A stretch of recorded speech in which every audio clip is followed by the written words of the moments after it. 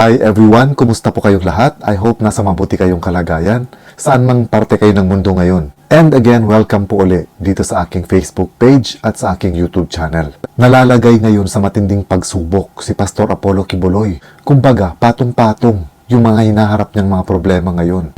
Una na nga ay itong sa Senado na kung saan nag-request si Senator Hontiveros na maglabas ng arrest warrant ang Senado dahil hindi nga sumisipot itong si Pastor Apollo Quiboloy sa ilang hearings na isinasagawa doon.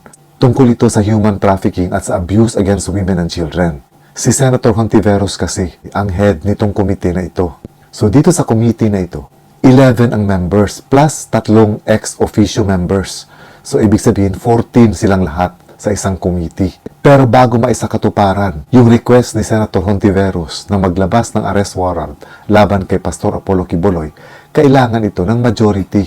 Kumbaga dapat walang tumututol dito. Kaso ang nangyari nga, isa sa miyembro ng kanyang committee na si Senator Robin Hood Padilla ang tumutol dito sa request ni Senator Hontiveros para sa arrest warrant para kay Pastor Apollo Quiboloy. So dahil nga dito, hindi pa agad-agad na mailabas ng Senado ang arrest warrant. So ang mangyayari kasi dahil tumutol itong si Senator Padilla, kailangan 8 pirma ang kailangang ipunin ni Senator Padilla.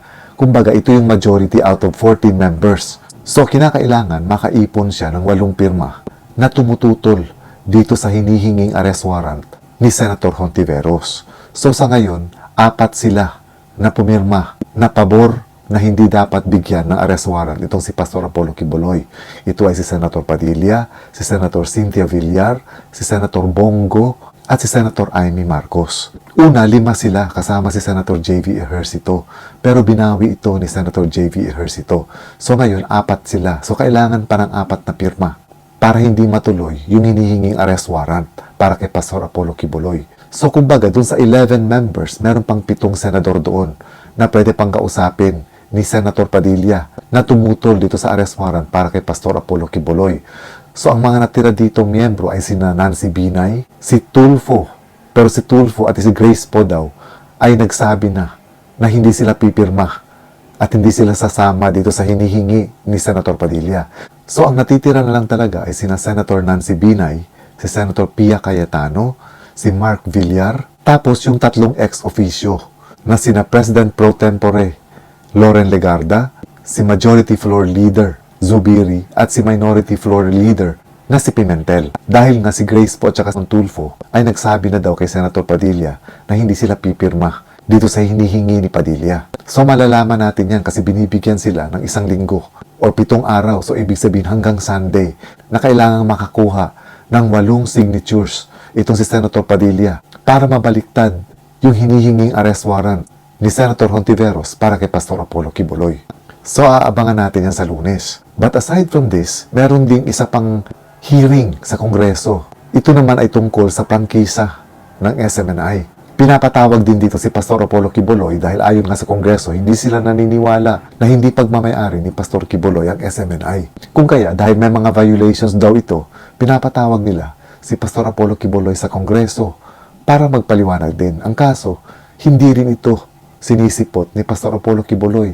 At sabi nga ng ibang mga taga-Congress, mapipilitan din daw sila na maglabas ng arrest warrant kung sakasakali ngayong March 12 sa kanilang susunod na hearing ay hindi pa rin sisipot itong si Pastor Apollo Quiboloy. So kumbaga, kung makakalusot man siya dito sa Senado, kung halimbawang makakuha ng 8 signatures itong si Senator Padilla para baligtarin yung request ni Senator Hontiveros, hindi pa rin siya totally na makakalusot dahil meron pa rin isa sa Kongreso na kung saan may nag-aantay din arrest warrant para kay Pastor Apollo Quiboloy. And apart from that, binaliktad din or ni-reverse ng Department of Justice yung earlier ruling ng Korte ng Davao City na kung saan dinismiss yung kaso na isinampa ng isang nagrereklamo din laban kay Pastor Apollo Quiboloy. Ito yung reklamo tungkol sa anti-child abuse law na isinampa dati sa Davao City.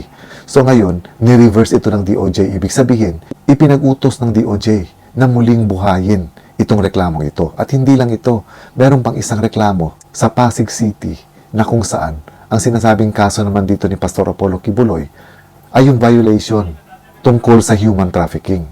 So kumbaga, itong 2 kaso ay ni-reverse ng DOJ. So, ibig sabihin ito, mauungkat o mabubuhay uli itong 2 kaso. Ngayon, gagawan o siyempre ito uli ng preliminary investigation na kung saan ang DOJ nang gagawa nito. At kung sakasakali man, makikitaan ito na may probable cause na talagang kailangan palang ituloy itong pagsampa ng mga kaso laban kay Pastor Quiboloy. Dahil mga non-bailable itong mga kasong ito, maglalabas din sila ng arrest warrant para kay Pastor Apollo Quiboloy. So kumbaga patong-patong na arrest warrants kung sakasakali ang matatanggap ni Pastor Apollo Quiboloy. Ang kaso nga lang sa ngayon, walang nakakaalam kung nasaan si Pastor Apollo Quiboloy. Pero sinasabi naman ng mga authorities na nasa Pilipinas lang, hindi nga lang maitumbok kung saang lupalop siya ngayon. Dahil ayon nga kay Pastor Apollo Quiboloy, nagtatago siya dahil merong matinding banta sa buhay niya. Ang nagbabanta daw sa buhay niya ay ang US government. Ngayon, ang isa pang matindi dito, ang US government naman na kung saan wanted din itong si Pastor Apollo Quiboloy ng FBI. Naglabas din ngayon ng utos ang korte ng US na ina-unseal na nila ang arrest warrant para kay Pastor Apollo Quiboloy. Ibig sabihin, bukas na ang mga documents tungkol dito sa mga kasong kinakaharap ni Pastor Apollo Quiboloy sa Amerika. Kasi usually, pag ganito, sealed ang mga documents. Kumbaga, hindi ito ginagawang public. Pero this time, in-unseal nila itong mga kaso ni Pastor Apollo Quiboloy. So, ibig sabihin, public na ito. Ayon sa sinasabi ng iba, bilang pasimula daw ito para makapag-request sila ng extradition laban kay Pastor Apollo Quiboloy. Although hindi naman ito confirmed kung ito ba talaga yung plano ng Amerika. Dati daw kasi may kaso ring nangyaring ganito na kung saan ang involved ay isang Israeli na businessman na may kasong wire fraud sa Amerika. So ang ginawa daw, dahil wanted nga ito siya, ay inunseal nga yung kanyang arrest warrant para makapag-file sila ng request for extradition laban dito sa Israeli na businessman. And then, after that, kapag ka na-unseal na kasi yung arrest warrant, ibig sabihin, isi-share na rin nila ito sa Interpol. So, ganito yung mangyayari ngayon kay Pastor Apollo Quiboloy. Dahil in-unseal na yung kanyang arrest warrant, ibig sabihin, involved na rin dito ang Interpol.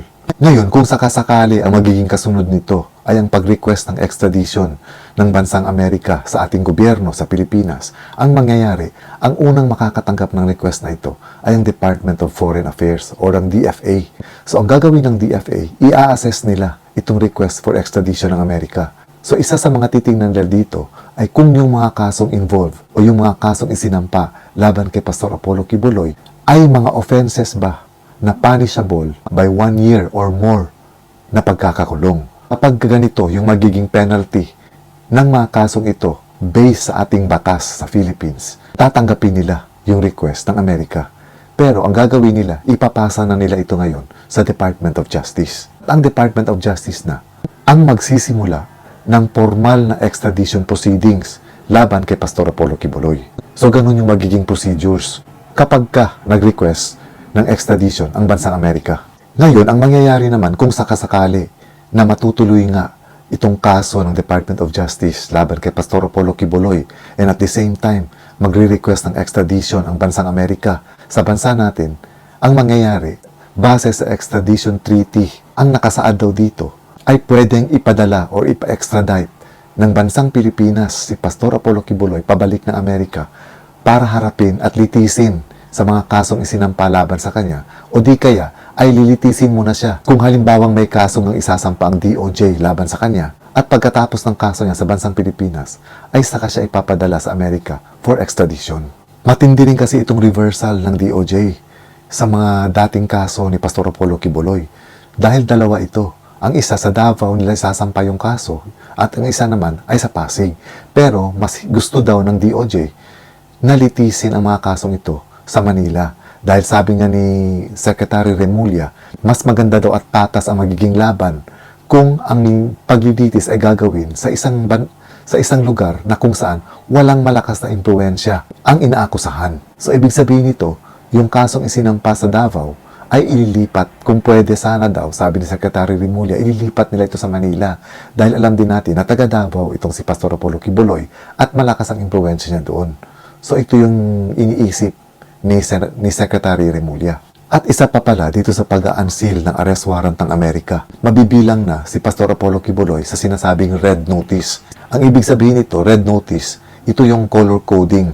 Ito yung isa sa mga color coding ng Interpol.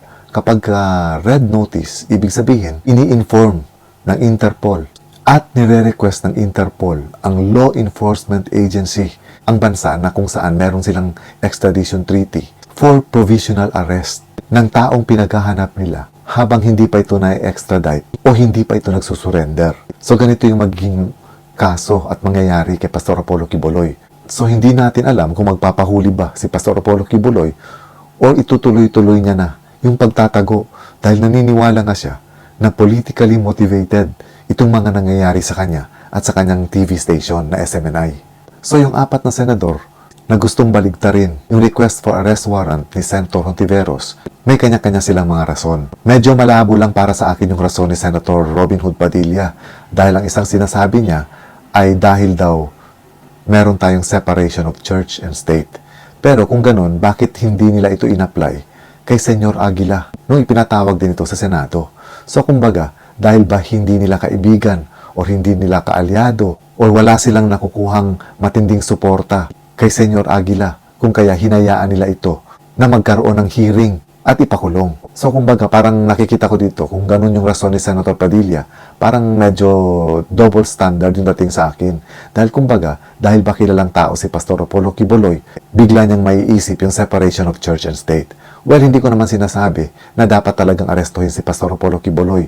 Pero dun sa reasoning ni Senator Padilla, para namang hindi masyado akong kumbinsido na yun nga ang dahilan kung bakit binabaliktad niya ngayon yung request ng arrest warrant ni Senator Hontiveros. Ganon din yung sinasabing rason ni Senator Cynthia Villar.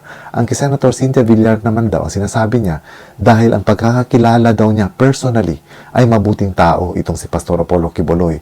Ang tingin ko naman dito sa sinabi ni Senator Cynthia Villar, parang naging masyadong self-serving naman yung kanyang rason. Kumbaga, ibinoto sila ng mga tao. So, kumbaga, hindi yung personal na interest nila dapat ang pairali nila. Kumbaga, kung gusto talaga nila ng katotohanan, ipaharap nila yung inaakusahan para nang sa ganun, mabigyan niya yung sarili niya ng pagkakataon na ipaliwanag kung totoo ba o hindi yung mga ibinibintang laban sa kanya. So, ito naman yung hinihingi ng komite ni Senator Hontiveros. Pero itong rason ni Senator Cynthia Villar, parang walang connection doon. Kumbaga, ang kanya, yung personal na relationship niya kay Pastor Apollo Quiboloy ang nag-udyok sa kanya para pumirma at baligtarin yung request for arrest warrant ni Senator Hontiveros. So, ang akin nandito, hindi talaga ako solve dun sa mga rason nitong mga pumirma. Kasi kumbaga, ang bababaw ng kanilang mga rason, wala silang matinding rason kung bakit gusto nilang baligtarin yung request for arrest warrant dahil sa paulit-ulit na hindi pagsipot ni Pastor Apollo Quiboloy sa Senado. Well, anyway, sana wag nilang kalimutan na nakaupo sila ngayon bilang mga senador dahil sa boto ng mga tao. So dapat, ang priority nila ay yung mga tao at hindi yung mga pansariling interest nila. And this is all for now, mga kaibigan. Antayin na lang natin kung ano talaga yung mangyayari next week at kung ano yung mangyayari kasunod nito, yung hearing naman sa Kongreso at anong magiging development dun sa reversal na ginawa ng DOJ sa mga dating kaso ni Pastor Apollo Quiboloy. Once again, maraming salamat ulit sa inyo at sana lagi kayong magkaroon ng mapayapang kaisipan at malusog na pangangatawan. Ingat po kayo lagi and God bless.